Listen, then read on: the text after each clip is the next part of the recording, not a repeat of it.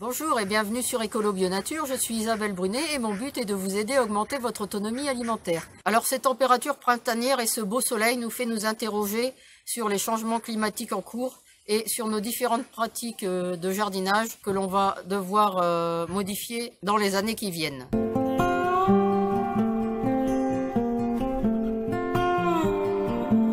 Avec les températures clémentes de ces derniers jours, eh bien le jardin a l'impression d'être au printemps et tout repousse, que ce soit les magnifiques blettes ici, mais aussi la mauve où il y a énormément de jeunes feuilles que l'on va pouvoir utiliser en salade, et on va pouvoir utiliser les fleurs également.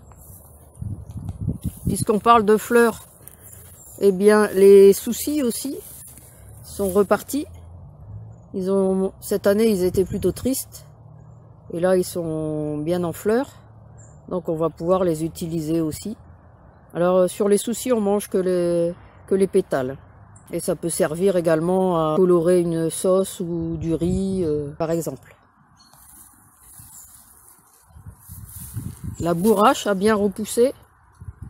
Également en fleurs. Alors là, sur la bourrache, pour rappel, tout se mange. Les feuilles, les tiges et les fleurs. Les fleurs de soucis sont magnifiques aussi ici. Elles prennent toute la place. Elles n'ont jamais poussé autant. Les choux continuent à bien paumer. Et ici, j'ai même un chou un peu spécial. En fait, on avait retiré la pomme au printemps. On l'a mangé. Et puis, on avait oublié de retirer le pied. Et il a refait plusieurs pommes. Vous voyez, une ici. Une là, qui est en train de se former.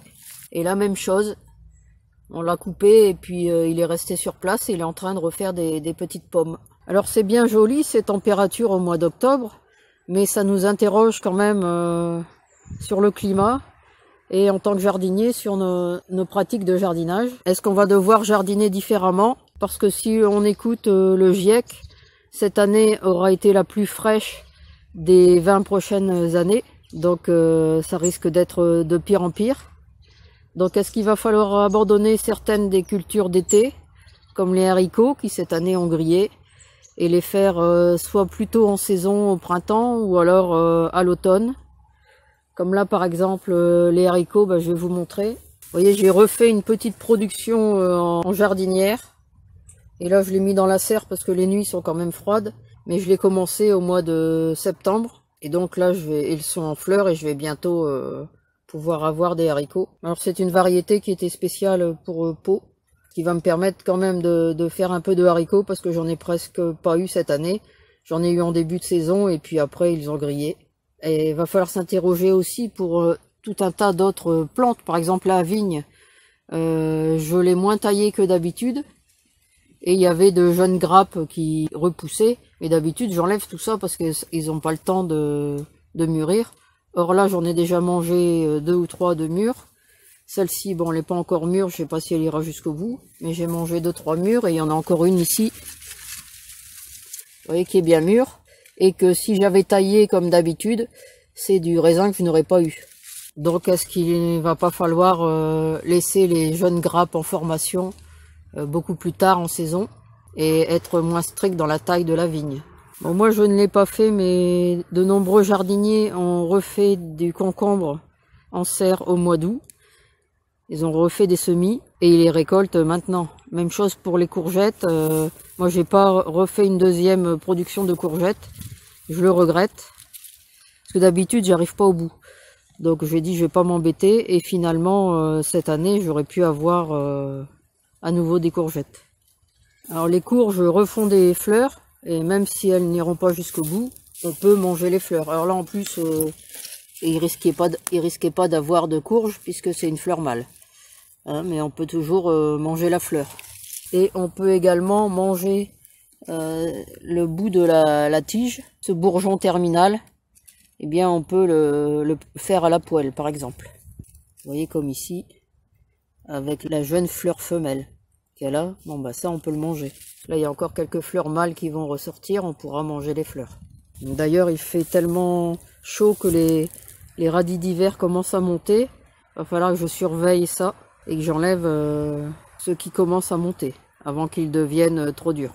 Donc comme je vous disais, il va falloir revoir notre façon de jardiner, mettre plutôt certaines variétés, et puis choisir des variétés peut-être de production plus courte, plus rapide, pour pouvoir les décaler et les mettre en fin de saison.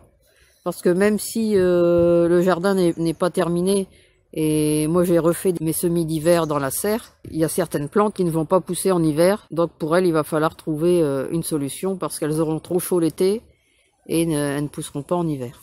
Alors j'ai repréparé des choux, du chouquel, différentes variétés. De la salade, j'ai commencé déjà à la repiquer. Là j'ai désherbé un peu parce que j'ai plein de mourons qui ont envahi ma clétonne. Donc je vais avoir du mal à avoir de la clétonne. Bon, j'en ai préparé un petit peu en bac si vraiment j'arrive pas à en avoir. Et là j'ai refait un semis d'épinards, de mésophiles et de moutarde japonaise, mais je suis obligé de mettre des voiles et puis là-bas des bâtons. Et là j'ai mis des cajots. C'est pour les chats qui viennent gratter dans la serre, pour les empêcher. Là sous les cajots, c'est simplement parce que j'ai repiqué de la salade. Et donc j'ai mis des cajots pour la protéger. J'ai cueilli la dernière aubergine, c'est la même chose, j'en avais jamais mangé si tardivement en saison. Et c'est pareil, j'ai cueilli le dernier poivron, bon j'en ai oublié un ou deux de l'autre côté. J'ai cueilli les principaux qui étaient quasiment mûrs. La saponaire officinale est de nouveau en fleurs.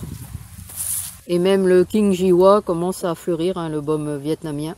J'avais retenté des petits pois, je ne sais pas si vous vous souvenez. Bon, ça n'a pas donné grand chose parce que Poupoule était venu gratter, mais vous voyez quand même, j'aurais pu presque en avoir.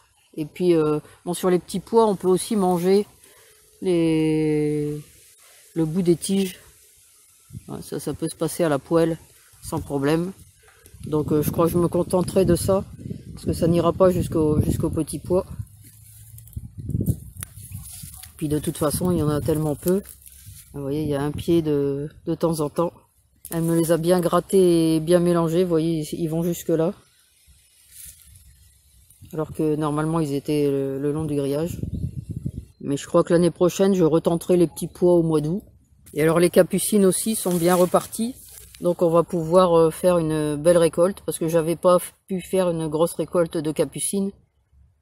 Les feuilles étaient vraiment petites, donc ça je les récolte et puis j'en fais des rouleaux que je congèle et ça me fait partie des légumes que je peux sortir l'hiver et je fais cuire les feuilles de capucine comme des épinards en fait. Alors ça les blettes évidemment c'est pas exceptionnel, hein, ça pousse toute l'année pratiquement et il n'y a que pendant les périodes de grosses gelées que ça ne pousse pas. Les ocas du Pérou ont repris alors qu'ils étaient pratiquement grillés, donc ils sont repartis là. Alors sur le figuier, c'est la première année que je peux manger des figues fruits. Jusque maintenant, je devais me contenter des figues fleurs. Et les étourneaux aussi, d'ailleurs, se sont vite aperçus que cette année, ils pouvaient avoir des figues fruits. Vous voyez, la figue est mûre. Elle est très bonne d'ailleurs. Mais ici, dans le nord de la France, c'est la première année qu'on peut vraiment manger les figues fruits. D'habitude, les températures sont vraiment trop froides. Les figues fruits n'ont pas le temps de mûrir. Donc sur un arbre bifère, on a le droit qu'aux figues fleurs. Alors voilà, c'était juste une petite vidéo rapide hein, pour vous faire part de mes interrogations. Je crois qu'il va falloir vraiment tester les prochaines années. Hein. Ça va être des années test pour le jardin. Et voir un peu comment on va adapter nos cultures au changement du climat. Et au fait que les canicules risquent d'être de plus en plus régulières. Donc voilà, si vous aussi vous avez les mêmes interrogations que moi, si vous avez des solutions déjà, si vous avez déjà réfléchi à la façon dont vous allez jardiner dans les prochaines années, bien n'hésitez pas à le mettre en commentaire. Et puis comme d'habitude, vous pouvez retrouver de nombreux conseils et astuces sur le jardinage bio et la permaculture sur mon blog www.écolo-bio-nature.com et dans mes livres. À bientôt.